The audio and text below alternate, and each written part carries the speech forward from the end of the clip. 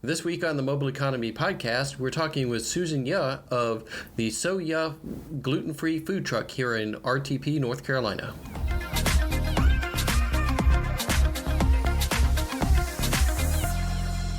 So if you don't already know this, March is Women's History Month, and we're trying to highlight some women-owned businesses all month long by sharing women-owned food trucks and other mobile businesses. And today we're interviewing SoYuh of the SoYuh gluten-free food truck to kind of highlight her business and share some more about her story and how she ended up with the food truck. So how are you doing today, Susan? I'm great, thanks. Thanks for having me. Yeah, we're happy to have you. We're doing this as a segment to highlight some women-owned businesses because it is Women's History Month. So we're just going to ask you a couple questions about your food truck and about your business. So the first one is, what was the main inspiration for you to start a food truck? This is a great question. So in my travels, whenever I would come and find a dedicated gluten-free restaurant, I was literally like in tears.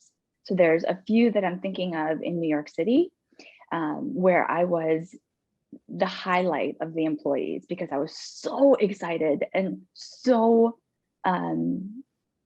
just delighted that I could eat everything at the establishment. So that's where the inspiration comes from, so that I could provide that to the RTP Raleigh-Durham area here. Was there an event that made you say, I need to buy a food truck and do it now? You know, what was that moment that pushed you and said, now is the right time to do it? Um, you know, probably part of that was COVID, because everything is takeout and everything is social distance. So in spite of essentially the world shutting down, that we could still feed people and provide the value of gluten-free food in the midst of this pandemic. So how do you make a gluten-free menu appealing to people who don't have to be gluten-free? Because I feel like a lot of people hear words like gluten-free and assume there's no flavor to it, which we know is wrong. But how do you market towards those people, and do you even market towards those people? Absolutely. That's the $1 million question, because essentially um, targeting this business to only gluten-free people or with allergies or intolerances could not sustain us. And I've done a lot of tests, and especially in our own family and friends, where I've asked them, hey, I know you can eat gluten, but how is the taste? Do you miss anything with these foods? And if there's definitely foods that did not make the cut, because they just were not as delicious as they could be, or people could tell the difference. The short answer is, if it's absolutely delicious and people who could eat gluten enjoyed it, that's how it made the cut. And what do you use to replace the, I'm guessing you're mostly replacing flour, but what do you use as a primary substitute to replace and get the flavor? So if we were doing baked goods, it would be various flours, and it wouldn't be just one, it would be a combination, trying to make sure that it wasn't as dry. And that's something that we may entertain doing some desserts later on. But for now, our number one dish is a Korean barbecue. It's a thinly sliced marinated beef, and it's typically marinated with a soy sauce base. So rather than a wheat-based soy sauce, we use a soybean-based soy sauce called tamari. Ooh, that sounds delicious, honestly. Sounds good. I'm quite the gluten-free novice. I didn't even know there was gluten in soy sauce. Yeah, I didn't either. Yeah, I'm sure if I were gluten-free, I'd probably learn the hard way how many products have gluten in them. Right, exactly. So could you give us a quick rundown of what the startup process for you was like, as far as getting the food truck, figuring out your menu, and then getting your info out there and getting exposure for the truck? Sure. And it was quite a process. So one thing for sure was whether or not we were going to have a trailer or a truck. And once we figured that piece out, it was trying to find a truck with all of the equipment that we wanted. And we ended up acquiring the truck in October. And I give the timeline because we didn't launch our business until February. And it doesn't necessarily have to take that long, but there is a permitting process through the state of North Carolina. And in that, there's a barrage of questions of the specifications of each equipment and getting those and the documentation together, the menu, where we're going to source the items, just all of those details that the state wants to make sure that you have in place, and then getting that permit, getting permitted, and then being able to get on the road. Did you acquire your truck locally or did it come from out of state? It came from out of state in South Carolina. Okay. But it was actually built to North Carolina standards because it was built in Charlotte, North Carolina. Yeah, we have some really good builders up here in North Carolina. It's kind of funny when we talk to food trucks in other parts of the country. We find a few hotbeds of where food trucks come from, and find out that North Carolina definitely builds a number of them. So does Indiana and Florida. But we've talked with a few food trucks that have crisscross the Southeast to get built. So there'll be the shell built in one place, the kitchen built in another, and then they're shipped down to Florida to get their wraps and graphics, because there are some companies down there that specialize in different types of graphics, and then they come back up to North Carolina to be on the road. So it's been kind of fascinating. I don't think a lot of people think about that. But we've also seen here with COVID a number of people who have upgraded their trucks during COVID because of unfortunately some of the trucks have had to shut down, but they've also found a good time to make upgrades with their vehicles. So did you have any previous food truck or mobile business experience, or did you work in like a brick and mortar restaurant at all? Oh, the short answer to that is, in hindsight, I probably should have. Like I said about the inspiration, it came out of a heart need, not so much of an experience need. And the short answer is I had very little experience. One of my very first jobs as a teenager, I worked in an ice cream shop. And my husband, who is our grill master, used to work at McDonald's. Okay. So there's still some kind of, food experience in the background. Yeah. But what did you do between the ice cream shop and McDonald's and owning a food truck? This is true. So I spent about 18 years in the corporate sector.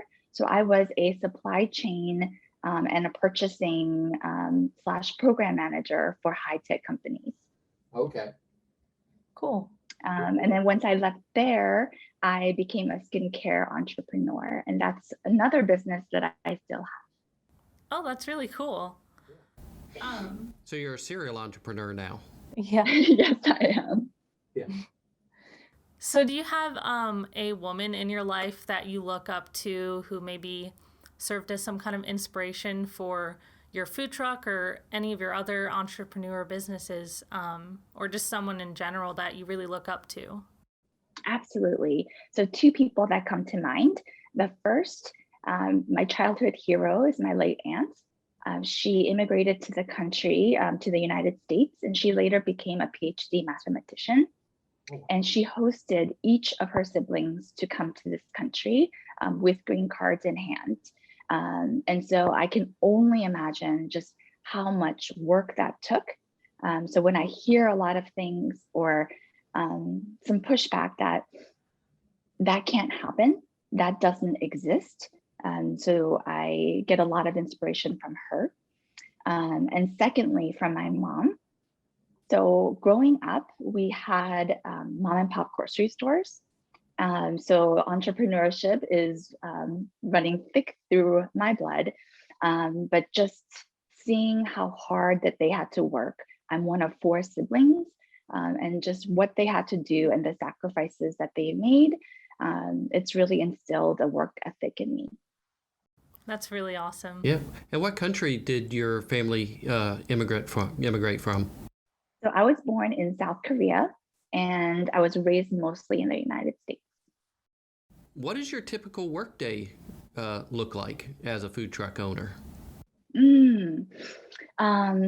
So the days where we're working, so we are prepping food at the commissary, and then we load up the truck, and we get to the destination and sell food.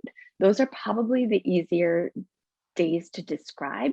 Not that it's easier in work. Um, the off days are when I'm shopping, when I'm procuring food, trying to forecast what we need for the week. Um, and then, like I mentioned about the tamari, so I marinate. So things are scratch made in our food truck. So rather than processed food, we have scratch made food that makes quite a difference in the palatability of the food. Cool. Oh, and actually, I should have mentioned as well, then there's the marketing plan, because that actually, there is a method to the madness of posting, of sharing, asking for reviews and feedback, and the work behind that, and to share that to get the word out. Now, we'll dive into that a little bit closer. That's something we do here as well.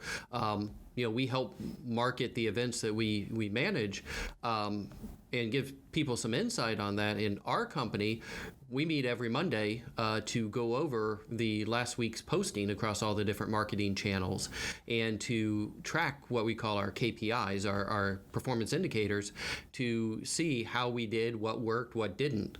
And it's always, some things you think are going to work and get you a lot of traffic, and then other things you go, oh, that really didn't get us, or it got us, traffic in other areas. Is that something you pre-plan out your marketing schedule as well, in advance? Is that something that you typically see in your business? Yes, and we are probably learning as we go as well, to see what works best. Should we boost posts? Should we not? Facebook, Instagram, what are the best avenues?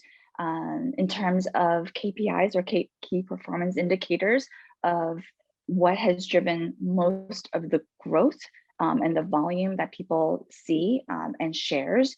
And at the end of the day, how did that shift go? Did we have the marketing in place and it was a successful event? Or did we maybe lack on the marketing and therefore it was a slower event? That type of thing.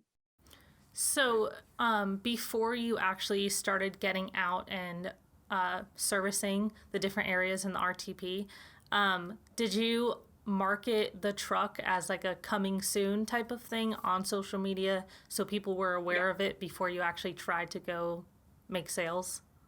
Absolutely. And some of that was driven by my marketing um, background and my designer, aka my husband.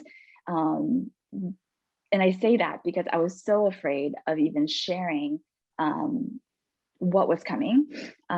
So we probably launched that a little earlier. That was in November. So the truck happened in October. We did the coming soon in November. And every subsequent post that we would do, people would ask, so when are you launching? When can we find you? Where and when were the typical questions. Cool. So you were definitely successful, it sounds like, in building up that hype and that excitement about the launch of the truck, which is perfect. Yeah, That's exactly what you want. absolutely. Did you do any test cook days where you cooked up food and had people taste test it? Yes, we did. We still have some dessert items that we have not launched yet. So we taste tested those, and some of them did not make the cut. and some of them have. It's just on the sidelines of when we're going to launch them. And we also had items that we decided to tweak and to change because of the taste tests and the feedback. Yeah, that's something we definitely encourage new truck owners to do, is to do the taste testing. And I have volunteered to taste test and have done that a number of times with different trucks, either on official days or even when they're thinking of new items. But for new truck operators, that's definitely a big thing to do, is to make sure you get not just friends and family, get the public to taste test some of your food. And you mentioned about, the growth of the company. Have you set goals for what not dollar wise, but goals that you want to see the truck do, and next steps for the brand and the truck? Absolutely. So being a serial entrepreneur, as you said earlier, that was one of the questions that I had even before we launched. Where do we want to go with this business? Part of it is a dedication, an excitement to people that can't have gluten, certainly. But there's also a business-minded side where it was almost like a foot in the door to the restaurant industry to see how we're going to do and our growth, and would we be able to sustain perhaps a brick and mortar business. Okay, cool. So you're kind of looking towards actually opening a restaurant. Yes. And do you think your next step would be a full-blown restaurant, or like a food hall? Interesting question. I haven't thought too much about a food hall versus a restaurant. Most likely leaning more towards a restaurant, because that way we could have that dedicated space to prepare and not have to worry about cross-contamination. It's always interesting on the food halls, which we like the food halls. We've seen that as a good step for a number of the food trucks. But it is also hard to predict your flow, because it's very much like a modern day version of the food court. Mm-hmm. Somebody may be showing up to eat at your stall, and somebody next door to you might have a special, and next thing you know, your loyal customer is now eating next door to you. So yeah, it's always an interesting piece to it. So yeah. So what is the best piece of advice that you could give to another woman who is looking to open up a food truck or some kind of mobile business, but maybe is unsure about actually diving into it? Especially with the food truck industry, I didn't know at the time of how much of a community there was in the background. So knowing that now, I would say to delve in and to ask a lot of questions, to perhaps work on a food truck and really see, in terms of including the weather, what it takes to work in the hot summer days of North Carolina, as well as the cooler days, and see firsthand how the business runs in the background. Yeah, that's good advice. I mean, that's something we've gone over on the podcast a number of times, was to tell people, go work in a food truck when you're thinking about getting into it, to make sure it's the right fit. As a gluten novice myself, if I come to your truck, what is the number one thing that I should order off your menu and try? I'll give you two. Okay. So a bulgogi steak bowl, so you can get that a spicy version or a naan. Okay. So that's one. And then if you wanted more of a decadent version, there's a loaded bulgogi fries. So it's French fries that are hand cut and made in a dedicated fryer with melted cheese, bulgogi, and toppings. Nice. That sounds so good. It does sound good. Thank you. Cool. Yep. So Susan, where can people find the SoYuh gluten-free food truck, and where can they find your social media and website? So on Facebook and Instagram, we can be found on SoYuh Gluten Free, and on Street Food Finder, the same SoYuh Gluten Free. big thank you to Susan for taking time out of her day and talking to us about the genesis of her food truck and her business. Where can we find her on the internet? So you can find her at SoYuh Gluten Free on social media. She also has a website, and I'll put the links below in the description of this podcast and the YouTube channel. And if you're looking for us on social media, you can find us at Moblz. Anywhere on social media, we use that hashtag, so it'll pop up. And if you aren't already watching us on YouTube, please check out our YouTube channel. And hit the bell notification so you can get notified every time we upload a new video, as well as give us a thumbs up and a comment on this video, because we've been really loving all the feedback that we've been getting from people. We'll see you in the next video. Thank you.